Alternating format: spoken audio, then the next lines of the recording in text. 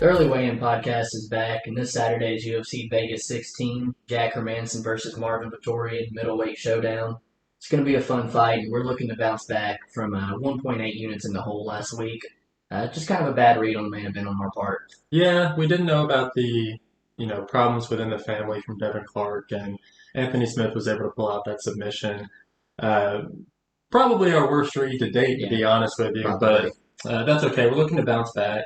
As far as submissions go, I think that that'll be the theme of this week's card as well. Submission and grappling heavy throughout the entire card, and I expect quite a few submission victories on this week. Yeah, man, I think there's going to be a ton of submissions and grappling as well, and some from us who've done a little bit of jujitsu. I know we can appreciate that a little more than others. So I'm excited for this fight card. So make sure you guys like the video, subscribe to the channel, and let's get down to business, man. First fight of the night in the bantamweight division, we have Smolka, who is 16-7, fighting Jose Alberto Quinonez, who is 8-4. We just recapped this just a couple weeks ago, I think, so probably not going to spend too much time on it. I think Smolka probably has the higher ceiling of the two. His UFC wins do hold a little bit more weight to me, although they were, usually a couple years ago at flyweight. He's now making a return at bantamweight again in his second UFC kind of stint, but he's come back in 4 fights and none of them seen the judges. They've been all super exciting. He's 2-2 in those fights. He's a guy that really likes to work the body with his left hook. When he gets on top of you, he's an exciting fighter to watch. He's a hard guy to get on off of you. He has excellent submissions, good elbows and stuff from the top. One thing I don't really like about this man is the quick turnaround after a bad weight cut. And it's not a bad weight cut where you give up your purse and still fight. I mean, you missed by 4 pounds and then end up getting from the card. So as an ex flyweight, now coming up to bantamweight, missing weight, I don't really like that too much. On the other side, Quinonez, there's not much that really impresses me on his part either. All 4 of his losses, though, are very legit losses. All of them ranked now in the UFC, maybe, besides Davi Ramos or something. And that was at like 145 or 55. So I think Quinonez, when they actually get in there together, will be a little bit stronger on the mat. He's a decision machine. Smolka has a losing record when fights go to decisions. I think that's where this one's headed. I'm more banking on the weight cut being an issue again. I'm going to place a small bet on Quinonez like I did the first time. So I understand where the Quinonez bets are coming in. I think that Smolka is the better fighter all around. I think that he does have a 500 record in the UFC, both at flyweight and bantamweight, but he really does have a more well-rounded game. He's got 7 of his finishes by sub and 7 of his finishes by KO. And, the biggest knock that I have on Smolka is his lack of urgency whenever he is fighting. He sometimes gets comfortable, whether it be on his back, and just kind of looking for that perfect submission. And that's something that he's not going to be able to do with Jose Quinonez. I've seen Smolka give up rounds like that. And I really hope that he can, one, either get it to his world on the ground. I'm not saying that he's like, just way above Quinonez as far as his ground game, but I do think that he has an advantage there. Where Quinonez, coming off of the Sean O'Malley loss, it's really easy to say that Quinonez's striking isn't up to snuff, but realistically, that's where this fight needs to stay if he has a chance of beating Smolka. Right now he's at Alliance MMA in California where he trains with Dominic Cruz, which is, he said multiple times, has been his inspiration for fighting and who he tries to mold his game after. And you can kind of see it, Jose Quinonez, whenever he's in the octagon, kind of hops around on his feet, he's light on it. And I know that this is his best opportunity to get a legit win in the UFC. It seems that, in his 5 wins in the UFC, none of them are to legit fighters at all. None of them are in the UFC anymore, and it's really it's going to be a fight where you can really see where Quinonez fits in the division. If he can't beat Smolka, I don't see a high ceiling for him at all. Even right now, I don't think that he's the upper echelon of the division, but this will really tell us where he's at. I feel you. So disagreeing right off the bat, which I'm sure everybody likes, and that trend's going to continue into this next fight. We're wanting to start a little something new. We're going to try to pick a fight on each fight card that we thoroughly kind of disagree on, and loser's going to hand over some crisp dollar bills on camera next week. Yeah, this is one where it adds a little extra in every single pick because neither one of us like losing, right, especially to each other. So This one, it really motivates us to make some good picks right here. This one, it's at 155 pounds with Mowgli Gabriel Benitez versus the guitar hero Justin Jaynes. Gabriel Benitez, he's now 5-4 in the UFC, but is currently riding an L2. Those two losses to Sadiq Youssef and Omar Morales. The Sadiq Youssef fight, he did have some success. He was able to drop Sadiq, but that was because Sadiq didn't respect his power at all. You saw Sadiq almost walk forward, zombie-like, and just try and land his shots, which he eventually did end up doing and knocking him out in the first round. The Omar Morales loss, that one speaks a little bit more than the Sadiq Youssef one. We just watched Omar Morales chase Giga Chikadze around for 3 rounds and never make any fight adjustments. So the fact that he wasn't able to, you know, change the direction of the fight in that Morales fight, it really speaks volumes to me. 18 of his 21 wins are by finish, 7 of them KO, and 11 by sub. So he does have a well-rounded game. And, it's been said from Javier Mendez at AKA that he has one of the hardest kicker pound for pound than anybody else at that gym. And so that's something that I definitely see him trying to use, especially early. That being said, Justin Jaynes is coming in with guns ablazing every single fight. He came into the UFC off of 4 first-round finishes before he fought Camacho, and it didn't stop there. Right. And then even in his most recent loss against Gavin Tucker, he came in guns ablazing, and you saw him wear out relatively quickly, and that's because I think that he accepted that fight at 145 on 3 weeks' notice. I was watching an interview with James Lynch earlier this weekend, and he talked about how he needs at least 6 to 8 weeks before he's able to compete at 145. So I'm not going to knock him just terribly for that loss, but I hope at 155 that he's in a much better cardio position. Something that, we're both kind of reading into in this fight is Justin Jaynes is bringing his dad with him to be in his corner. His dad has cancer and is losing that battle. And Justin Jaynes has publicly said that he intends on getting a knockout, and I believe him. I think that this is gonna be an emotional fight. And that being said, it makes me a little timid on my Jaynes pick, but I do think that that's how he's gonna get it done. Regardless, I don't see this fight going to the judges at all, which is why we've placed a pick on Twitter already. One of our bigger plays as well, 2.5 units. Yes, we're definitely on the under 2.5 at even money there. So we disagree on who's going to win, but we can definitely agree on this fight being an absolute banger, and I don't feel like the judges are going to be needed either. See, man, you touched on Mowgli's left kick, and I really do think that's going to be the he sayer of this fight, man. I think it's going to cause Justin Jaynes a ton of issues out of that orthodox stance. It's going to leave the body, the head wide open.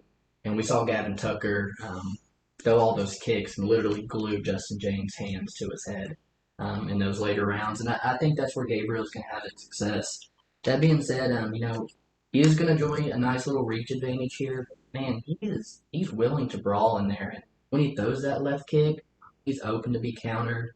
And when he throws his body shots, man, his head is open to be countered as well. And Jaynes is just not a guy, especially in that first round, that you want to, you want to leave yourself exposed in. That being said, for me, emotions and fighting, they don't mix. I love that his dad's going to be there, man. I hate that for him. But it just doesn't mix too well for me. I feel like he might have some type of adrenaline dump, something like that in the first round if he can't get it done. This fight was actually originally scheduled for 5. They both got sick. And then it was Jaynes, asking for it at 55 because he can't make the 45 limit. And obviously some stuff going on outside the octagon. I want to say his whole heart and mind is in this one, but it's hard for me to really truly think that his mind is truly focused solely on this fight. That being said, man, this guy's left hook is absolutely unstoppable. Mowgli cannot keep his hands low and take that. And Jaynes is a very good wrestler, man. He's a collegiate, very good collegiate wrestler, and it's evident when he gets on top of you because that dude's hard to get off. The one-round gas tank really does worry me. I personally, like I said, lean toward Benitez. I personally parlayed him, but we can 100% agree on this fight being under 2.5 rounds. 100%. One other thing to note is that Jaynes opened as a minus 155 and is now currently sitting at a plus 180. it's a lot of line movement and a lot of people that are seeing the same thing that you are in Benitez. So this makes it really interesting, especially when the odds flip like that. So really excited about that I am fight. too, man. And moving on to the featherweight division, we have a showdown between Ilia and Topuria, who's 9-0, fighting Damon Jackson, who's 18-3, and Topuria, a very, very young, exciting prospect at only 23. I think this guy has already shown us that the sky is the limit for him. Yusuf Zalal was one of the hottest people in 2020, and he went out there and in the third round there was some moments that scared me a little bit, but more of just sloppy submission attempts that Zalal was kind of able to take advantage of and get some position. But after that fight, man, they've got Tuporia coming in here at a minus 230 favorite, and I do think it's a little steep for a 23-year-old who's got legitimately a fraction of the fights that Damon Jackson has, and honestly a fraction of the level of competition too. But I think the UFC does see what I see in Topuria as well. This guy's a great wrestler, man, and he showed you from his, jiu-jitsu on Zalal that it's top notch, man. Zalal's no slouch on the mat. This guy's a phenomenal double leg and great ground and pound. But it was a short notice fight against Zalal, so I don't want to say he's always going to gas in that third round. But I mean, he was working a lot against Zalal, and I expect a lot of people to tire out in that third round. Moving on to Damon Jackson, man, this guy fights out of Fortis MMA. He's made a living in LFA and PFL. This guy's 6-1 in LFA, and I talk very highly of LFA all the time. You can't knock this guy's resume. He's an absolute dog. You have to put him away because if you don't, I know Bektik's known for pulling stunts, but man, you got to get Damon Jackson out of there because he's going to be in your face the whole time. The moment that third round started, I mean, you could evidently tell from that moment on that Damon Jackson was going to win that fight.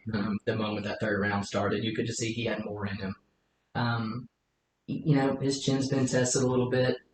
Topuria's got a very, very dangerous right overhand that he sneaks in almost like Khabib does off the fake takedown. I see that maybe causing some issues here. I think Damon Jackson come the third round, if you can get that at a plus 2,000 plus, I mean, it from what you saw in his last performance, it's got to be worth the stab. He's coming in here with a 4-inch reach and height advantage, but we have seen Topuria actually beat a guy who's 6'1". So I am going to go with Topuria. I think it goes a lot like that Bektik fight where he's just a better wrestler of the two. He just doesn't pull a Bektik, man. We've seen Bektik do that multiple times against people. But man, this might when we're talking about grappling, this might be the fight, man. That is just the most fun grappling exchanges on the ground.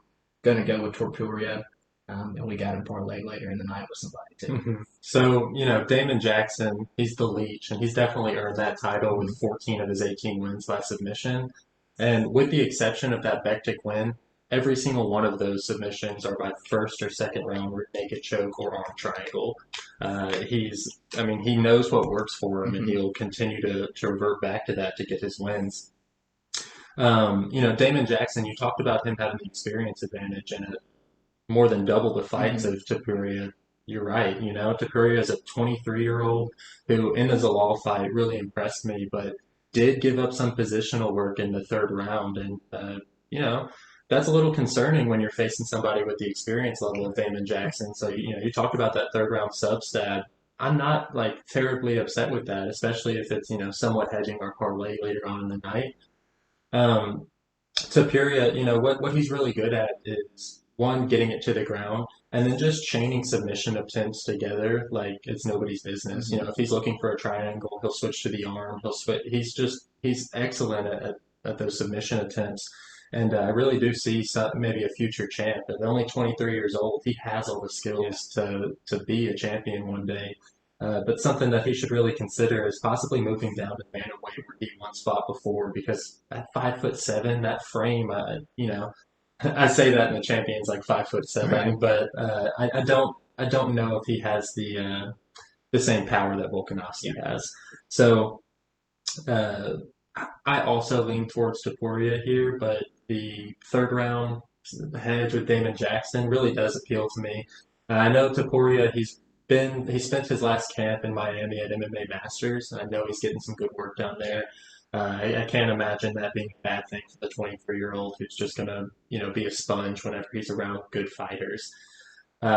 You talked about his overhand right. Has a amazing left lead hook as well Mhm. that he'll rip to the body and then fake to the body and come back upstairs. And that's something that I could really see Damon Jackson getting caught with. This is one of those fights where both of them would prefer the ground game, and it could be one of those ones where it cancels out and it Right. just is on the feet, which I much lean towards Topuria over Jackson in that realm. Yeah. So, yeah, officially I'll go with Topuria as well. And I'm happy that we're parlaying in. So, moving on, we go to the 125-pound division with Jimmy the Brick Flick versus Cody Durden. Um, the Jimmy Flick, he's coming off that submission victory on the Contender Series over the at the time undefeated Nate Smith, and he looked really good. Dominant pretty much the entire time. Uh, he's another one of these guys where it's a submission or bust type of deal. He's got 13 of his 15 wins coming by submission, and it's been finished in 4 of his 5 losses. That's something that I don't like, especially at 30 years old. You And can't, flyweight. yeah, you can't be getting finished like that. So a hard hitter like Cody Durden, that's something that definitely gives me worries. Um, that being said, Jimmy Flick, if he can't get it to the ground, I actually have seen somewhat impressive striking from him, and he's not completely lost on the feet. Cody Durden, they have a between Flick and Durden, they have a common opponent in Chris Gutierrez. Cody Durden was able to get him in a draw where, he started off extremely fast, getting a 10-8 round on multiple judges' scorecards in the first round, and then losing the next two. But that being said, Jimmy Flick got TKO'd by Gutierrez in the third round, so I like the fact that Durden has the although not technically a victory, has the better showing against Chris Gutierrez than Flick And did. and a Chris Gutierrez now, not a Chris Gutierrez a couple of years ago. You got to think he's a much better fighter. Right, right. Durden, he's at the American Top Team affiliate in Atlanta, and he's under head coach Diego Lima. I know he's getting that work in, and I really do like his chances, especially I think he's a plus 160 right now. Um, he from what I've seen in interviews, he says that he's right on track with his weight and thinks that the 125-pound weight cut is going to be a piece of cake. So that makes me feel good about picking him. Um, Yeah, man. So I'm right there with you. I know we were texting earlier, and so excited when we were both on the Durden train there because of mhm. Dog Odds position to make a couple units back, man. Jimmy Flick, he's the ex-LFA flyweight champ. Like a lot of them vacated for their shots at getting UFC. This guy's got good chain wrestling and good chain submissions, like Topuria a little bit. He, I mean, like DC, straight up perfect quote, man. In that Nate Smith fight with the series, he just throws darts at a wall until one of them stick because he throws so many submission attempts at you. One of them's gonna stick, man, and he's made a living off that head and arm choke. He's got like 6 or 7 of his 13 submissions by head arm choke. A lot of wrestlers sometimes, find themselves getting submitted by the head and arm choke. I don't know what it is, but I do see that a lot in wrestlers. But getting KO'd at 4 times at flyweight, man, and it's not something you like to see. Cody Durden is, coming off the win over Chris Gutierrez, who is better than anybody Jimmy Flick has beaten on his resume. There's another guy in the UFC, in Ray Rodriguez, who just lost um, to Baldy, what's his name? Oh, Brian Kelleher. there you go. So it's like, he didn't look that good in that showing, and that's the other guy in the UFC that's beaten Jimmy Flick. And Cody Durden just came in on short notice and steamrolled the first round against a very dangerous Chris Gutierrez, whose leg kicks and stuff are top notch, man. One of the guys you don't want to be in there with at 35 right now. I like a full camp under Cody Durden. It is tricky because I think Jimmy Flick's going to threaten him with a ton of submissions. I still think the wrestling edge is going to take control. I think he's the much stronger of the two. Typically, a bantamweight coming down to flyweight, putting that weight back on. I definitely see him being the stronger of the two and having the strength advantage. He just can't make a mistake, man, on that and get himself caught in a sub. If it stands on the feet, I definitely like Cody's chances there. I think he hmm throws a very mean calf kick himself and a mean overhand that I don't see. I don't see the striking defense I like to see in Jimmy Flick. So I'm cool either way this fight goes. Standing on, I like Cody Durden too. And at half of his wins by KO, I mean, you got to lean towards Durden being the more well-rounded fighter as well. So getting him at dog odds, like you said, hard to pass that up. It is, man. And moving on to the lightweight division, probably the fight I'm going to spend the least amount of time on here for me. So you got Matt Wiman. He's 0-2 since coming off a 4-year layoff of back injuries. You see a back injury put somebody on the caliber and the level of DC out in his career, and see that how that takes a turn in DC's career.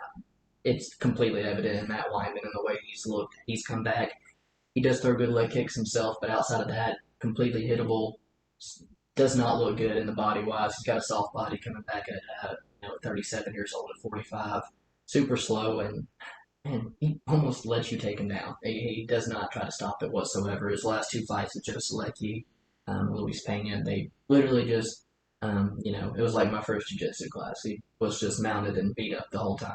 Jordan Leavitt is a legit wizard on the mat. People do compare him to Ryan Hall. Little stretch. The dude's only a purple belt in a type of syndicate MMA. So you know what I think about that. There's about 2 guys for you to train with there.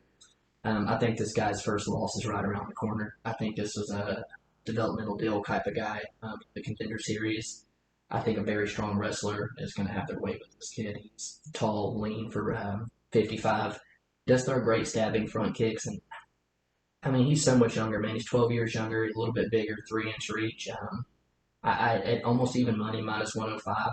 I don't mind taking Leavitt inside the distance, but I really do see him just kind of laying on top of Matt Wiman and beating him up the whole time. Wyman's never been submitted as a pro, and Leavitt's all of his wins are by submission. So it's like I almost don't want to play it, but part of me thinks that this 12-year younger guy, bigger guy, much more athletic, is probably going to get this guy out of there.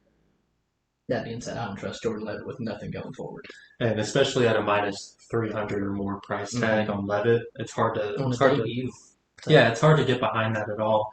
Leavitt, including his amateur record, he's 11-0, which is really impressive. And he's another one of these guys where it's almost a submission and bust type of fighter. But when I say submission and bust, I mean some of the tape that I was watching, he chased a guy on his ass, scooting around the octagon to try and get it to the ground. And that's something that might have flew in the octagon when Matt Wiman started his career in 06, where you can be a one-dimensional fighter, but that's not something that's going to fly here. So when you talk about, his loss is right around the corner, I couldn't agree more. He's got to develop a game, and hopefully he can show it against the 37-year-old who, since 2013, has only fought 4 times and lost 3 of those fights. His most recent ones in 2019 and 2020, in terrible fashion. Yeah. I mean, just completely dominated. And I can't get behind Matt Wiman. I don't really understand why he's coming back or why the UFC is even allowing him to come back, especially on this L2.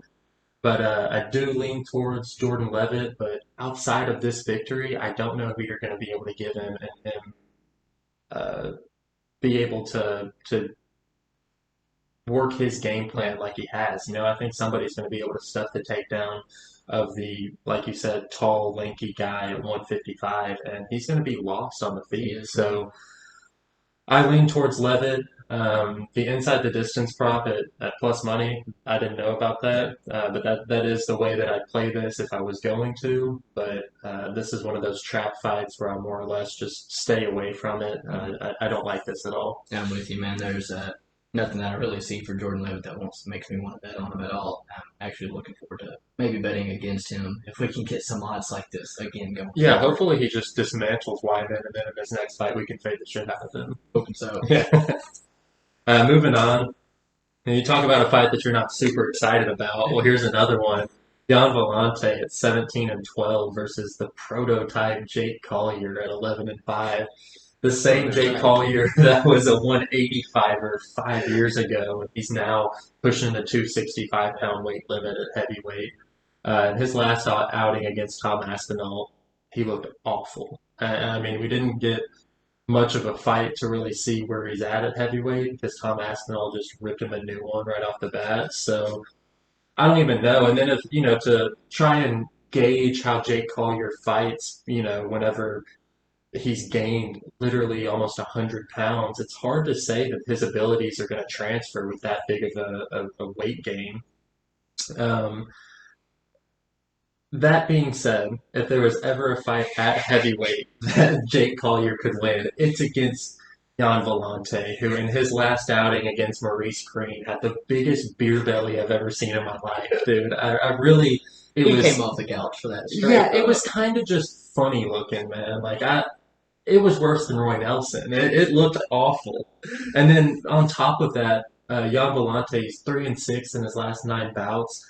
His most recent 2 wins are by split decision to Ed Herman and Francis Barbarosso. I think you all said Herman fight. Hey, I don't doubt that at all. I mean, he does he doesn't impress me at Yeah, all. Um, in that Green fight, we saw him. He was winning that yeah, fight. In all fairness, he was winning that fight, and that was his first fight at heavyweight. But he gave he up. did. There's no other way to put it. He gave up in that fight. I don't even know how legit of a submission that was. It just seemed like a tap by exhaustion. Right. And I kind of, it's both of these guys. How are you going to make a confident bet on either one of these guys? And if you say that you can, I wouldn't trust any of your Right. picks outside of that. Yeah, man, I'm right there with you. Villante, I think he's still in the UFC because who he trains with, who has some affiliation with Wiman. You know, all the people up there training up north. And dude, he is the more athletic of the two. You know, he's was a Division I football player. I think he's gonna have the speed advantage. He's gonna have the power in his hands. When you go from 185 to pushing the 265, and it's not John Jones going from 205 to 240 and lifting weights every day. I don't think the power translates up to heavyweight that well. The cardio is not going to whatsoever. I I don't want to say it's a gimme fight for Gian Villante, but if there's anybody that I think Gian Villante can make it look easy against, it's Jake Collier. Yeah. Jake Collier, man, I don't know what to say about it. It was a long layoff. He gained a bunch of weight. Your injuries are really evident. You come back, and Aspinall makes you look like an amateur, and you were just knocked out, knee to the body, in a straight right just in July. I don't like the quick turnaround against a guy who, he has power in his hands. He put Maurice down on the mat, so if Villante lands clean, I think he can finish Jay Collier. Like I told you earlier, I don't want my money within 10 feet of this fight. Hmm. Go get you some beer and come back. I hate the UFC for making this their prelim main event. Gun to the head. I gotta go Gian Villante. I think I'll agree with the Gian Villante pick, but at the same time, there's an X factor in this one, and it's that Villante is a recent dad. In the past 3 months, he had a kid, so maybe he's found some motivation and is trying to get back on track. I don't know what he's going to look like in this Maybe he's bout. not training much. Yeah, it could be the exact opposite. So, new dad, maybe new motivation. He might come in fatter than he did against Yeah, Maurice Green. I can't say it enough. Play off this fight. stay Awful away from fight. it. Kick off the main card, and we have a banger fight at 145. This is Nate Landwehr, who's 14-3, fighting Movsar Evloev, who's 13-0. A little bit of a wide line, man. Just to go ahead and start, they've got Movsar at a minus 600 at the moment, and they come back on Nate Landwehr at plus 450. And I will say that I'm leaning toward the favorite, but it's a much closer fight than those odds are going to suggest, man. Nate Landwehr, he's our boy from Clarksville. And I mean, very similarity, man. Both these guys come from M1 Global.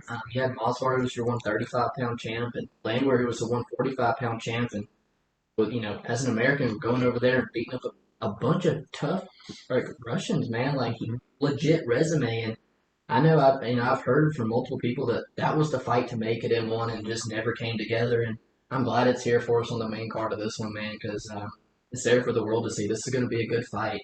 Movsar, man, like you know what you're going to get with it is great wrestling. Out of Eagles MMA, trains out of Tiger Muay Thai, so the striking is really improving. Tiger Muay Thai, I've said it time and time again. And if you want a pure striking gym, Tiger Muay Thai is where it's at, man. Hmm. The Valentina sister, Shevchenko sisters, they look good, man. And I like where the ceiling is for this guy. He's 26 years old. It's hard to find a hole in this guy's game. At only 26 years old, man, he's scary good. I think he's a more complete fighter, or Nate Landwehr, and he definitely doesn't put himself into a firefight and some of the trouble like Nate Landwehr does. Nate Landwehr is He's tough as nails, man, but you know what you're gonna get, and it's a dog fight. Like he is there to be hit. He's there to hit you like a train, man. Like his nickname, man. He hits like a train, and you know, there's been a little bit of shit talk leading up to this one and stuff. I saw an Instagram post by Movsar where he's calling him an idiot and stuff, and Nate in an interview saying that he's gonna hit Movsar like nobody's ever hit him before. And man, you know, there's a little animosity that people don't know about between this fight, and I'm here for it, man. This is gonna be a super good fight. Um, it really does have potential to be fight of the night, and I want to lean, you know, with Nate because he's our boy and he's from Clarksville and stuff, but I really do think that the sky's the limit for Movsar. I don't think it's Nate Landwehr who's going to be the one to take that, you know, that O away from him. Blood, sweat, and a good ass fight. That's what you're gonna get from Nate Landwehr. He is our Tennessee boy, and it's hard not to root for him, man. These odds are nowhere near what they should be. But you're right. What are the holes in Mofsar's game? There's not many of them. Both of the guys, M1 global champions, one in 135 with Mofsar and one in 145 with Landwehr. That being said, Mofsar, since he's moved up to 145, he's really filled out his frame and actually looks really good, even though he's only 5'7". Movsar is 3-0 in the UFC, with those three opponents' combined record being 35-5 and 1. So, you know, they didn't give him any easy competition. And he won all those by decision. That being said, before he came into the UFC, he had a 70% finish rate, and I see that happening sooner rather than later in his UFC career.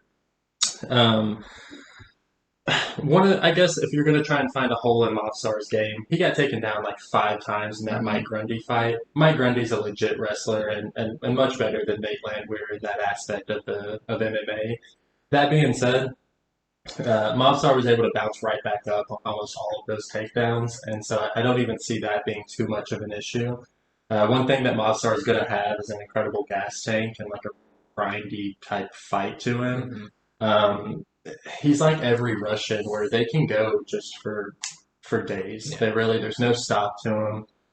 Mentally, I think that we've said it before, but Russians, I think mentally have the strongest mindset in the UFC.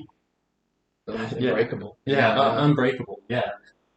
Where Landwehr, he's made a living beating up legit Russians on the M1 global scene, and so like I'm not counting him out of this fight at all. And as far as I'm concerned, the minus 600 price tag on Bavsar, that I wouldn't even put that in your parlay in a parlay piece. I'd be much more comfortable betting the underdog Nate Landwehr at plus 450 or better.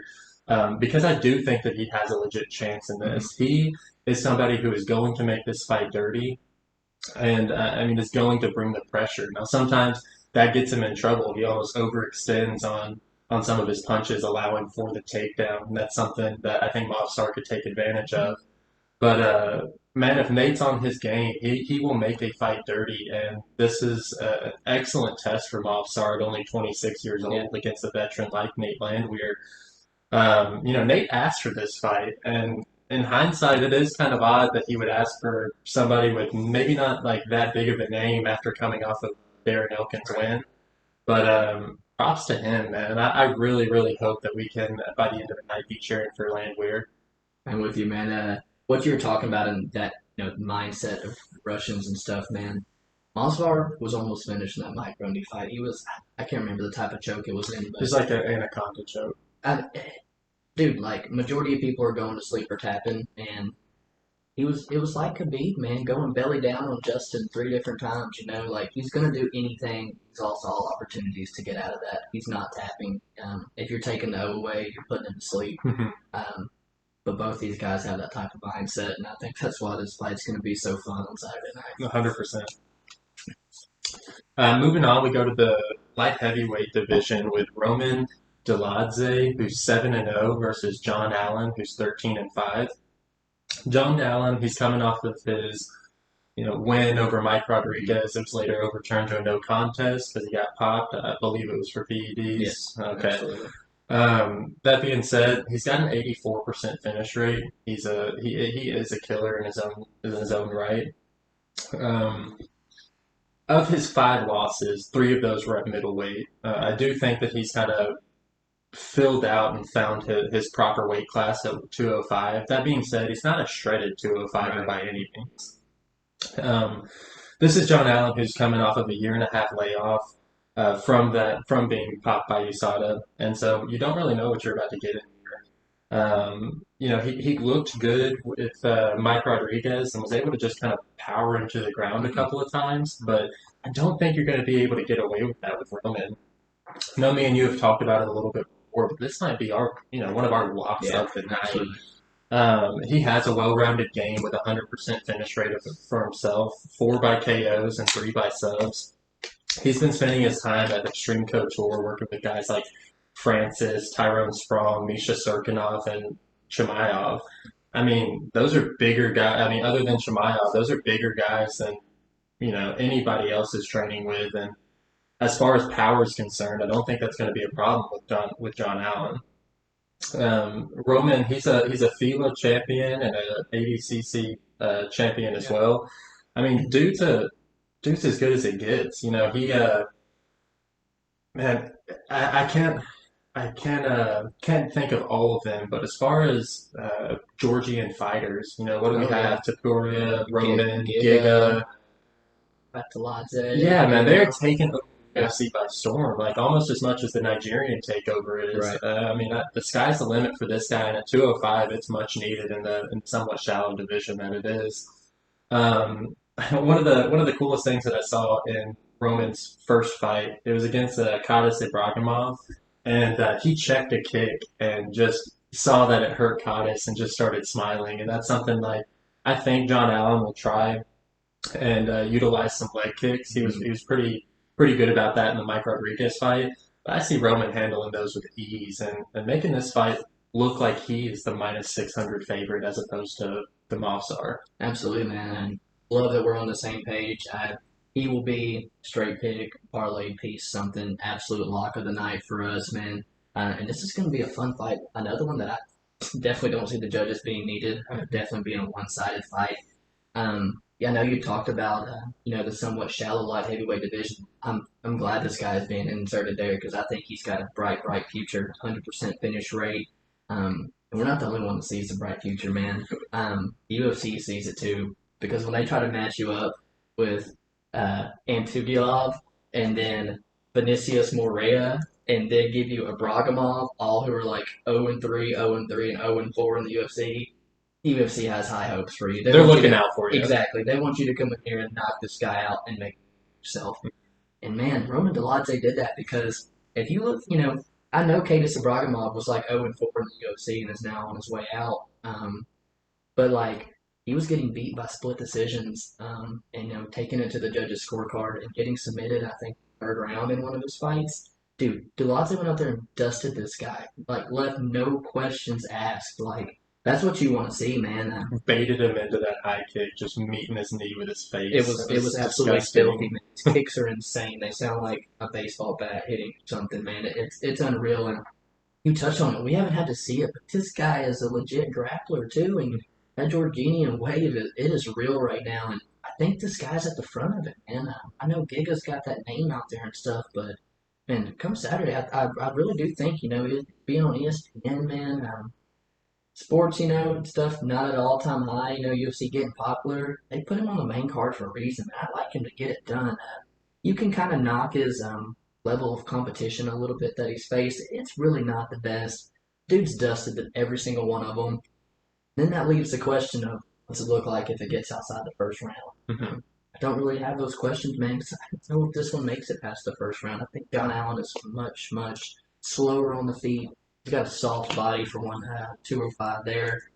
He just doesn't have the skill set. And he's not going to be able to have that ring rust, especially with an early starter like Roman. Exactly, man. So you talked about it popping after that Mike Rodriguez fight.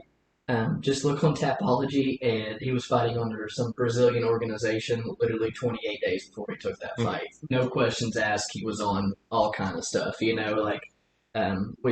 I didn't know it, but should have seen that coming from a mile away. Right. Now, one thing John Allan does like to, like he did against Mike Rodriguez, he takes you down and lays on top of you. And with the grappling credentials and stuff that Roman has, I don't want him to get too comfortable.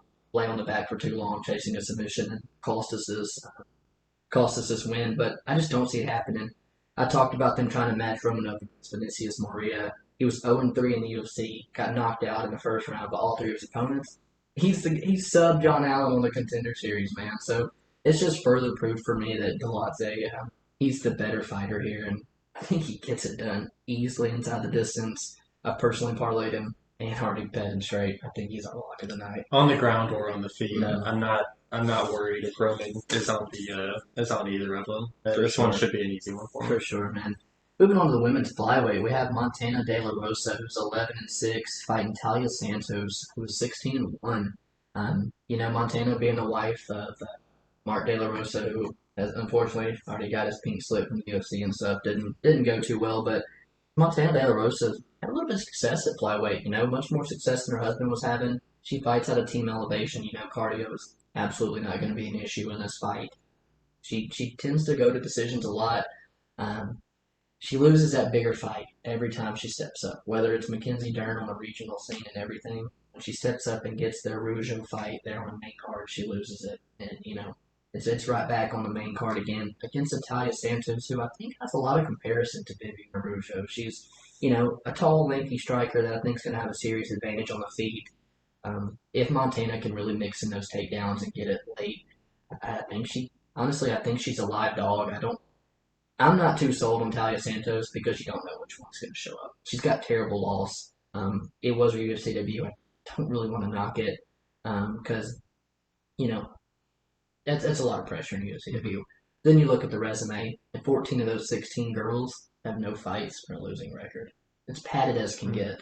I don't want to bet on this. I do think, they're both very young at 25 and 27. I think they're both in the UFC for a long time.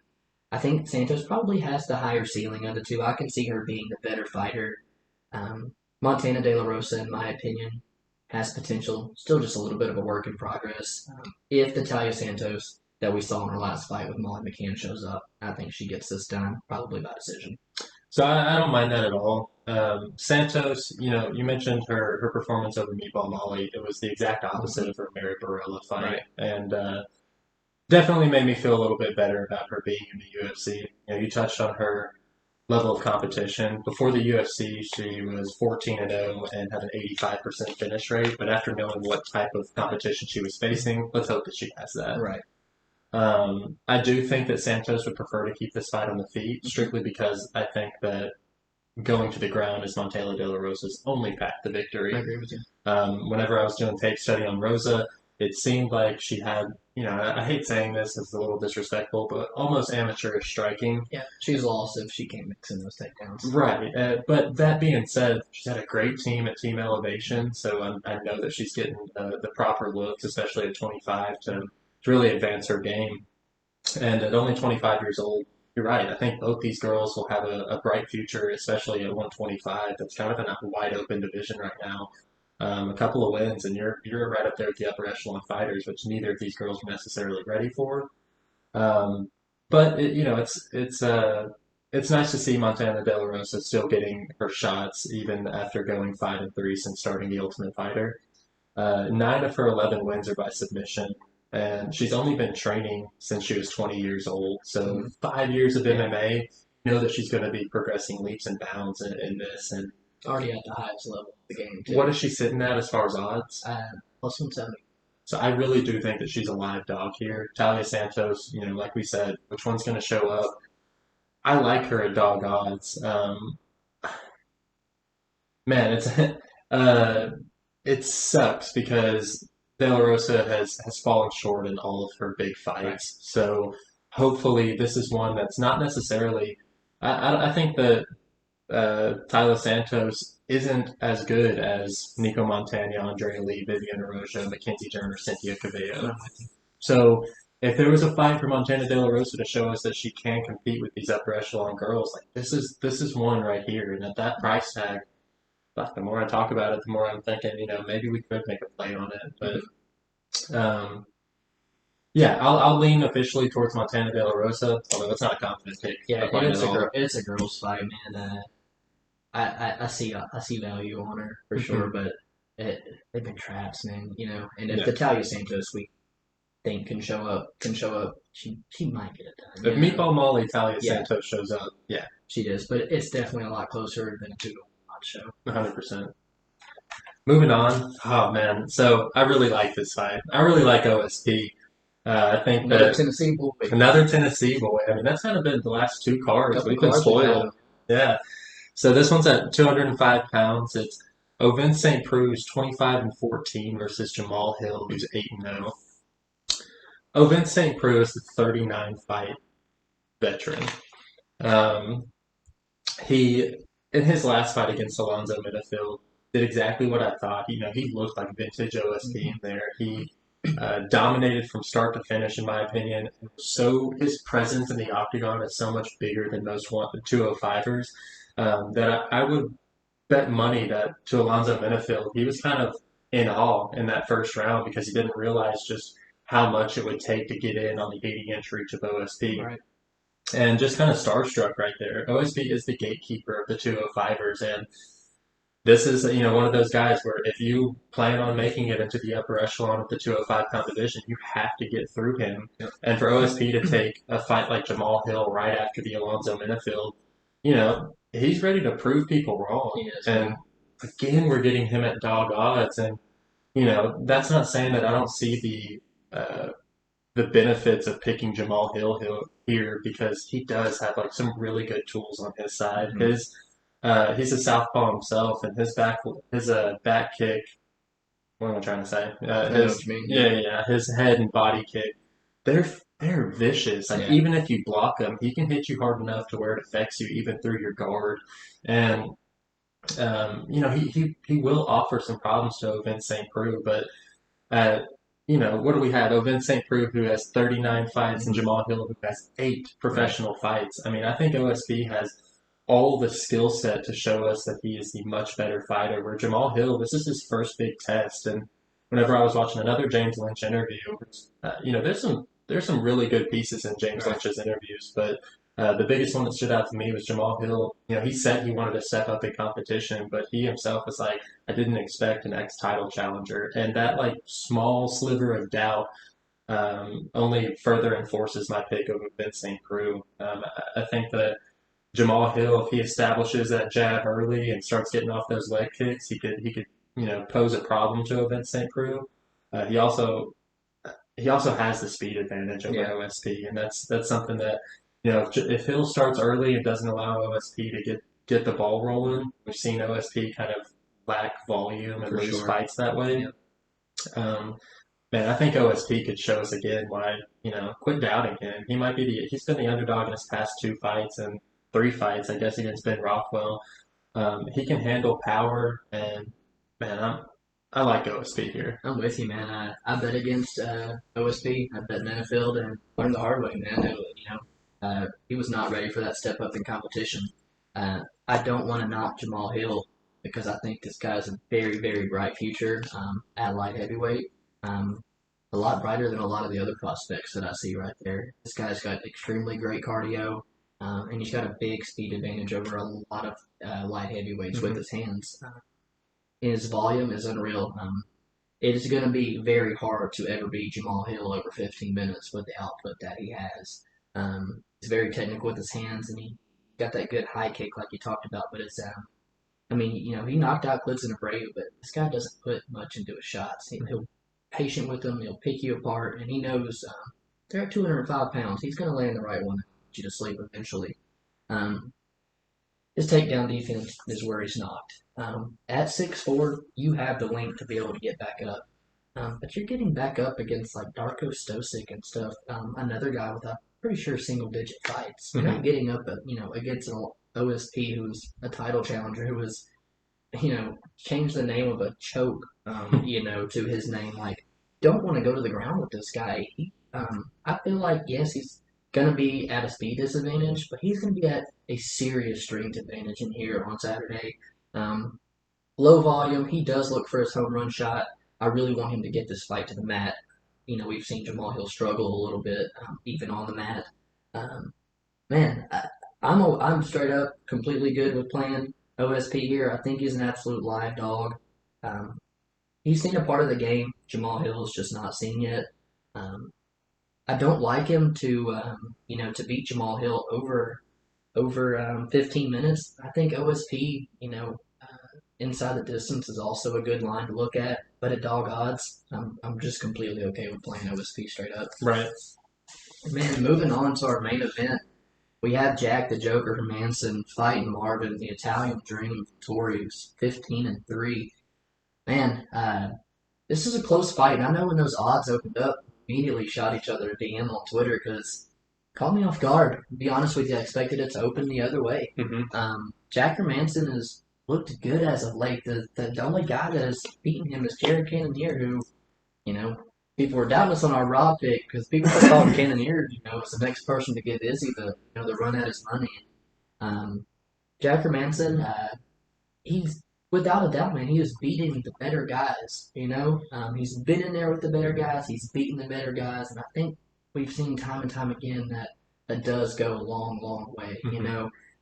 He is going to be a little bit bigger here at 6'1" to 6 foot. I think he looks a little bit bigger than that when they square it off. He's Definitely more long. muscular. Yeah, he's long. He kind of has the Nico Price shoulders Yeah. where they almost like. And he's got he's going to have a 3.5 inch reach advantage there.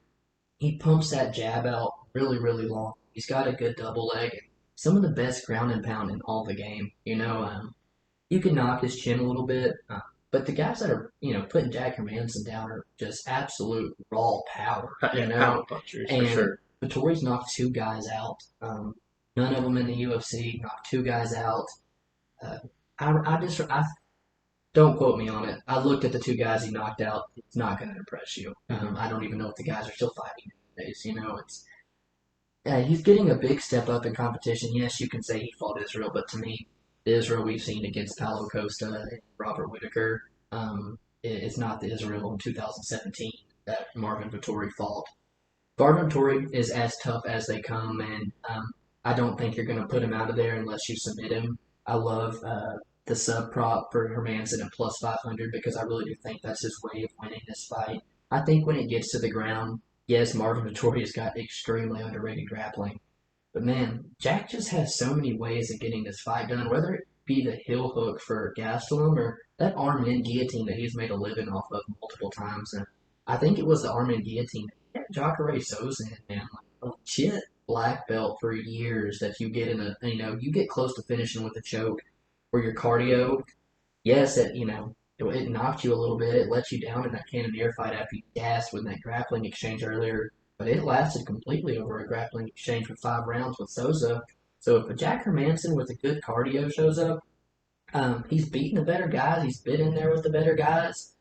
The more I break it down, I'm gonna lean toward Hermansson. He's just gotta watch out, man. If he can make it a smart fight and use his fight IQ and just using his veteran savvy experience, man, to kind of get this fight to the mat in every round.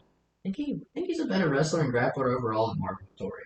So I lean towards Jack Hermansson, but here's me making a case for Yeah. Marvin Vettori. Vettori, outside of Paulo Costa, comes in weighing the most out of any heavy or any middleweight on fight night. He comes in at about 211 pounds, and it shows in the octagon. He's a tough son of a bitch to take down. And you talked about Hermansson kind of gassing in that Cannonier fight. I think it's similar circumstances where Hermansson really has to explode to be able to take Cannonier down, and then the addition of trying to hold it The down. energy to hold somebody. Right. Yeah. So I think Marvin Vettori being as big as he is, it's going to be tough for Hermansson to keep this up. One thing that benefits Hermansson is that although this is his third opponent change in whatever 3 weeks, he's been training for a 5 round fight. I don't know Marvin Vettori's training leading up to this. He accepted it on short notice, but who knows if he had been, working towards a fight or working to kind of move in on a fight like this. I think that it speaks volumes that Hermansson would take this fight. Vettori's somebody who is do you know his ranking? Vettori, I don't think is ranked. So if he is, it's a 15. Right. So to take this fight, it shows that Hermansson just wants to stay active, didn't care who his opponent was, and Vettori, he something that I saw kind of in the Cannonier fight is Hermansson and Cannonier. Cannonier landed a good shot, and then it was immediately Hermansson kind of threw his guard up and kind of shelled up. That's Marvin Vettori is really good at rushing his opponents and kind of overwhelming them with strikes with like really good combinations, and that's something that I could see Hermansson kind of getting in trouble, is just being too comfortable to kind of just throw up that guard and Vettori almost find the shots to land, because you're right, he doesn't necessarily have like total power to knock you out, but his combinations, they're hard, you know. And he training at King's MMA, I know he's getting in those hard sparring sessions. Um, I don't see how Vittori is the favorite. I don't see how he opened up as the minus 160, and I do see this fight more as a coin flip as I break it down. I lean towards Jack Hermansson. I wish it was, you know, enough for us to justify playing him. Although I don't think it is. And if we are going to play him, yeah, let's play the plus 500 and sub, because that's the only way I see him getting it done. But at the same time, you know, Hermansson's ground and pound, like you said, it is maybe the best. It's one of the best, if not the best in the UFC. So, you know, the thing is I don't see him getting Vittori down and being able to just hold him there, and especially without, you know, depleting his entire gas tank right off the bat. So I think, yeah, officially I'll go with Hermansson. It is a coin flip. It is a coin flip. Maybe he comes out there and just like Kelvin Gastelum, first time he gets a hold of the leg, I wonder if that's like just how he switched up his game plan. Is just get a hold of the submission and crank it. He's big enough and strong enough at 185 that if he gets a hold of a limb, there's nothing you can do about it. He's a good enough grappler to show us. Um, yeah, officially I lean towards Hermansson. I think it's just going to be an awesome fight. One where if we don't place a bet on it, I'll be more than happy to just sit back and enjoy it as a fan. For sure, man. Excellent night of fights from top to bottom. I think we're going to see a bunch of fun grappling exchanges come Saturday night. And for the most part, across the board, we're on the same page, which into making money, I like to see that. You know, 100%. so I think we're going to have some nice bets released and looking to make up from last week. But as always, man, you got a fight of the night that you think is going to be the fight of the night? I imagine I'm probably stealing it from you, but it's Movsar and Evloev versus Nate Land. Without a doubt, that's going to be an absolute banger of a fight. Mobley Benitez and Justin Jaynes, man. The emotion he's coming in with. Used to be at wanting to be scheduled at 45. Now moving to 55. I don't know how much cardio he has with his dad and stuff. He's coming out here to tear somebody's head off, and Mobley is absolutely game for that. So that's going to be a hell of a fight, and it's like second fight of the. So that's going to be a good one. Go ahead, man. What's your fighter? Fighter to watch is OST. Nice. I want this guy to show everybody that still got it, even at 37 years old. He's not like some of the 37, 38-year-olds that we've seen recently, like in Shogun. He's a different fighter. You know, they're at different points in his career. And I think Ovince Preux still has everything in his toolbox to compete with those top 10 205ers. So for me, man, both of them don't have that big of a name yet, but I think they both will eventually, man. Both Georginians. I don't know, man. I think I'm gonna go with Roman Dolidze though. At light heavyweight, typically a lot more fan friendly, more fun to watch. At 7-0, people don't really know about this guy yet, but if he continues doing what he's doing to everybody else, people know his name before long, and put him on a main card spot on prime time on Saturday for the man. 100%. So looking back, getting positive, looking to make back to 1.8 units. We lost last week, make up for that, add a little bit more. And as always, make sure you give us a like, subscribe to the channel, follow us on Twitter, and we'll release the bets this week. So I hope you're catching with us. Peace.